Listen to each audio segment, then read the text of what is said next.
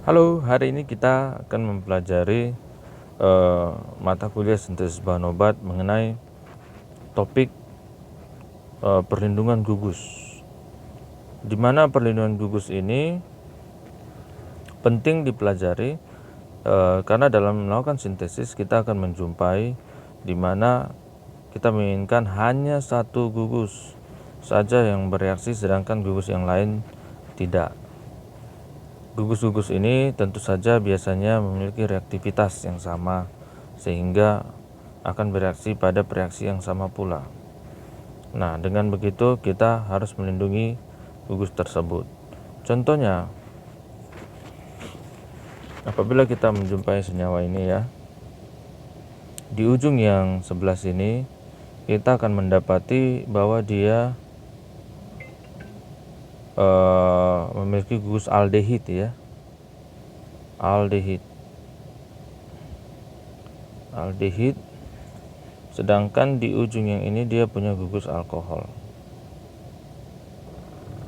Nah, apabila kita mengoksidasinya, ini dioksidasi tanpa melakukan perlindungan apapun, contohnya dengan kromat, ini disebut dengan jalur non-selektif, di mana kedua gugus ini kita tahu bahwa alkohol primer dapat dioksidasi menjadi aldehid kemudian menjadi karboksilat, di mana kita tahu keduanya ini akan menghasilkan hasil akhir yang disebut dengan asam karboksilat. Kalau kita lihat, maka kita akan mendapati kedua gugus menjadi gugus karboksilat.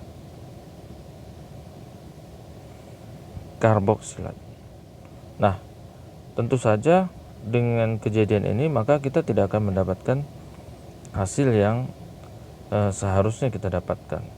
Seharusnya kita hanya mengubah hanya aldehid, tetapi kita ternyata juga mengubah alkohol menjadi gugus karboksilat. Nah, dengan begini, disinilah kita akhirnya mengetahui bahwa kita perlu melakukan perlindungan gugus. Dalam hal ini, dengan kita menambahkan reaksi yang selektif, maka kita akan dapat memilih pula gugus fungsi mana yang akan bereaksi. Sehingga dengan di sini Ag2O kita akan mendapati hanya aldehid saja yang menjadi karboksilat, sedangkan alkoholnya tetap sama ya. Tetap sama menjadi alkohol. Ini disebut dengan jalur selektif. Nah,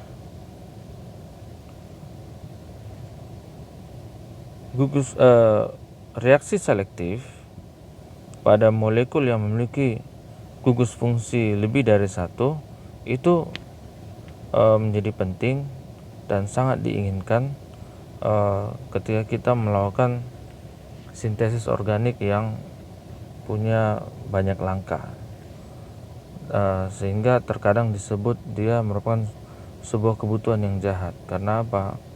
Karena kita terkadang tidak mampu untuk menghasilkan sesuatu tanpa melakukan perlindungan gugus. Nah, kembali lagi tadi, di sini kita bisa lihat ada dua gugus fungsi alkohol.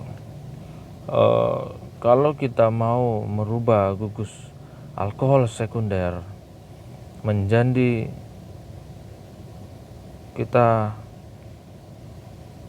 gugus keton, di sini ada alkohol sekunder ya. Alkohol sekunder kita sebenarnya ingin dia menjadi keton. Tapi apabila kita mereaksikannya secara langsung, maka alkohol primernya juga, ini alkohol primer ya. Saya akan kasih lambang primer, ini sekunder ya. Alkohol primernya apabila kita oksidasi maka dia akan berubah menjadi karboksilat. ini ya, dia akan berubah menjadi karboksilat apabila kita reaksikan secara langsung dengan oksidator. Nah, dalam hal ini disinilah kita menjadi penting untuk mengetahui bagaimana cara untuk melindungi gugus-gugus tertentu. Jadi kalau kita lihat, primary alcohol are more reactive since are less hindered. Di sini kita lihat bahwa gugus alkohol primer ini lebih reaktif karena dia posisinya terbuka ya, terbuka. Nah, oleh karena dia reaktif dan lebih terbuka, maka kita terlebih dahulu mereaksikannya dengan suatu gugus perlindungan sehingga dia akan terlindungi. Kita lihat di sini ya, alkoholnya sudah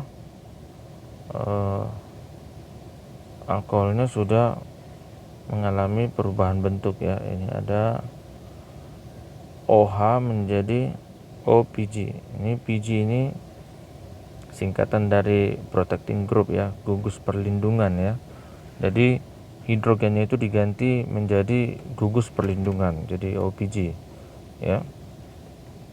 Sehingga dengan begitu, ketika kita menambahkan suatu agen pengoksidasi, bisa saja kromat tadi atau kalium permanganat ya, maka kita akan mendapati alkohol sekundernya ini, gugus alkohol sekundernya akan teroksidasi menjadi gugus keton ya. Di sini sudah dapat keton. Sedangkan gugus alkohol primer tadi masih tetap dalam posisi terlindungi ya. Ini masih posisi terlindungi. OPG ya, OPG. Masih dalam posisi terlindungi. Nah, sesudah kita mereaksikan yang kita inginkan, kita mau tadi alkohol sekundernya berubah menjadi keton saja, alkohol primernya nggak usah.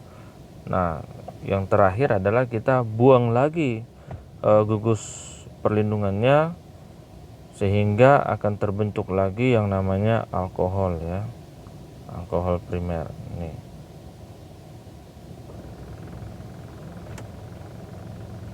Jadi kelihatan pertama kita ubah dia menjadi gugus perlindungan, terus kita reaksikan yang gugus yang perlu direaksikan, kemudian gugus perlindungannya itu dibuang untuk membentuk kembali gugus yang semula awalnya tadi.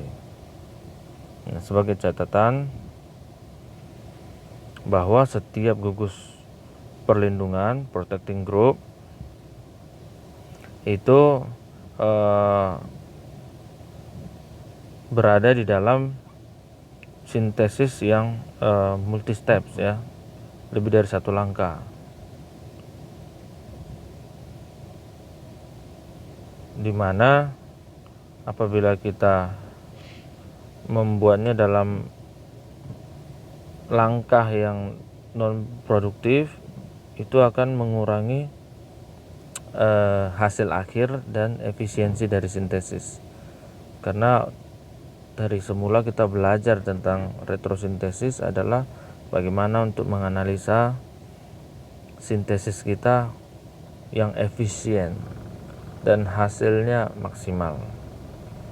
Nah, gugus perlindungan memang akan menambah langkah reaksi kita. Akan tetapi dalam suatu keadaan tertentu kita akan memerlukan gugus perlindungan itu. Namun kita juga akan memilih gugus perlindungan yang efisien, yang mudah untuk direaksikan dan mudah juga untuk dibuang ya. Jadi yang menjadi pertanyaan, apakah sebenarnya gugus perlindungan itu ya, protecting group? What is a protecting group in organic synthesis ya? A protecting group is a molecular framework, ya. Jadi dia merupakan bingkai molekular yang kita berikan pada gugus fungsi spesifik, ya. Yang tadi contohnya tadi alkohol tadi, ya. Contohnya itu sebagai contoh saja. Kita akan berikan bingkai molekular kepada gugus fungsi tersebut di dalam molekul poligugus fungsi yang tadi ada satu alkohol, ada satu aldehid, ya. Jadi dia atau ada alkohol primer, ada alkohol sekunder, ya. Jadi kita akan melindungi salah satunya, ya. Polyfunctional, molekul yang memiliki gugus fungsi lebih dari satu, ya, untuk memblok reaktivitasnya. Jadi yang mana yang mau kita blok, yang mana yang mau kita reaksikan. Under reaction condition, di dalam kondisi reaksi yang diperlukan untuk membuat modifikasi yang pada gugus fungsi yang lain, ya, elsewhere in the molecule. Molekulnya ini maksudnya ini, ya, molekul polifungsional yang memiliki gugus fungsi lebih dari satu, ya, lebih dari satu. Nah, contohnya kita lihat di sini, ya, ada gugus fungsi bebas. Ini gugus fungsi bebas kita reaksikan dengan gugus fungsi perlindungan, maka dia akan membentuk gugus fungsi yang sudah tertopengi, ya, atau tertutupi, ya, masked functional group, atau tersembunyikan, ya, tersembunyikan, di mana bentuk ini harus kurang reaktif, ya, atau tidak reaktif dengan reagen yang akan kita pakai selanjutnya, ya. Bukan berarti dia tidak reaktif, karena kalau dia tidak reaktif nanti kita akan kesulitan untuk membuangnya. Lihat tadi di sini, setiap kali kita menambahkan protecting group itu tidak akan bertahan di situ selamanya. We need a removal, ya. Kita akan memerlukan yang disebut dengan penghilangan, ya, atau kita buang gugus fungsi gugus perlindungannya tersebut, ya. Jadi dia tidak boleh selama-lamanya intact with their gugus fungsi, ya. Gugus fungsinya harus pada akhirnya bisa dibebaskan. Dia tidak boleh selama-lamanya terikat dengan yang namanya gugus fungsi tersebut. Jadi pertama, ingat, kita reaksikan dengan gugus fungsi perlindungan. Setelah dia terikat, then we need to remove it, ya. Kita harus bisa melepaskannya kembali untuk mendapatkan gugus fungsi kita kembali, ya. Tetapi konsep dasarnya adalah dia harus unreactive, tidak reaktif dengan reagen kita yang akan kita pakai dalam reaksi selanjutnya, ya. Nah, kemudian kita berbicara tentang kualitas dari gugus perlindungan yang baik, ya. Jadi tentu saja kita dalam reaksi sintesis akan mencari reaksi yang efisien, mudah, ya, dan dapat dihasilkan dengan waktu yang cepat, ya. Sehingga kita akan mendapati bahwa kita perlu juga gugus perlindungan yang baik, ya. Gugus perlindungan yang baik. Sebuah gugus perlindungan yang baik itu haruslah dia mudah, ya. Mudah untuk secara selektif kita masukkan kepada gugus fungsi yang kita inginkan untuk dilindungi, ya. Jadi dia harus mudah bereaksi dengan gugus fungsi yang ingin kita lindungi. Sebagai contoh tadi ini yang ini ya. Jadi dia di sini gugus perlindungannya mudah untuk menempel pada alkohol primer tetapi tidak pada alkohol sekunder ya. Jadi dia harus secara selektif. Ingat kata selektif ya. So it must be selectively introduced ya. Dia harus masuk atau melekat pada gugus fungsi yang kita inginkan itu secara selektif ya. Selectively introduced. It should be stable or resistant to the reagents employed in subsequent reaction ya. Jadi dia harus stabil atau dengan kata lain dia resisten, tahan dia kepada reagen yang akan kita pakai di reaksi selanjutnya ya. Reaksi yang akan kita gunakan di selanjutnya. Sehingga gugus yang kita telah sembunyikan tadi, yang sudah kita lindungi tadi, itu harus dalam keadaan terdeaktivasi ya, atau tidak reaktif ya dengan reagen yang tadi, atau terlindungi ya. Jadi dia stabil, ya tahan terhadap reaksi selanjutnya yang akan kita pakai dalam mereaksikan gugus fungsi yang di sebelahnya, yang di sampingnya, yang berada dalam molekul yang sama ya. Jadi seperti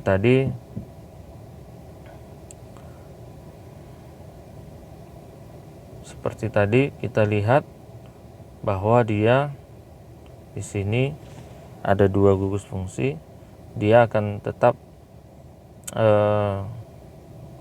dia akan hanya bereaksi dengan satu, kemudian sesudah direaksikan oxidizing agents ini dia remain stable ya, dia tetap stabil atau resisten terhadap agen pengoksidasinya, sehingga hanya gugus yang kita inginkan itu yang berubah menjadi yang teroksidasi ya. Sedangkan gugus yang kita lindungi akan harus tetap terlindungi. Itulah gugus perlindungan yang baik ya. Kemudian yang selanjutnya, it should be capable of being selectively removed. Nah ini tadi yang seperti saya ceritakan. Jadi ada 3 langkah itu harus terpenuhi apabila kita ingin mencari gugus perlindungan yang baik. Pertama, dia harus mudah bereaksi dengan gugus yang akan dilindungi. Yang kedua, dia harus stabil dengan reaksi terhadap reagen sintesis selanjutnya. Yang ketiga, dia harus bisa juga kita buang pada akhirnya. It should be capable of being selectively removed ya. Harus dia mudah untuk kita lepaskan kembali dari gugus fungsi yang kita lindungi tadi di dalam kondisi yang ringan ya. Jadi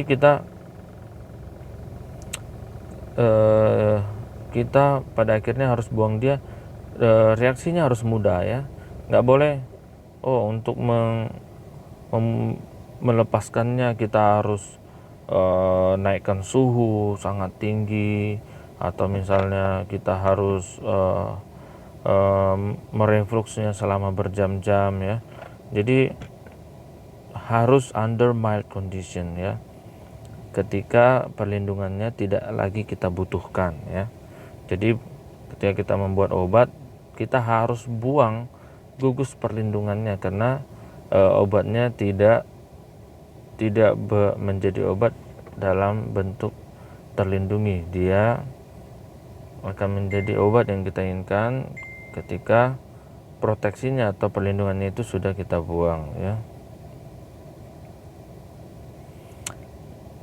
Gugus-gugus apa saja yang perlu perlindungan? Oke, kita akan lanjutkan selanjutnya.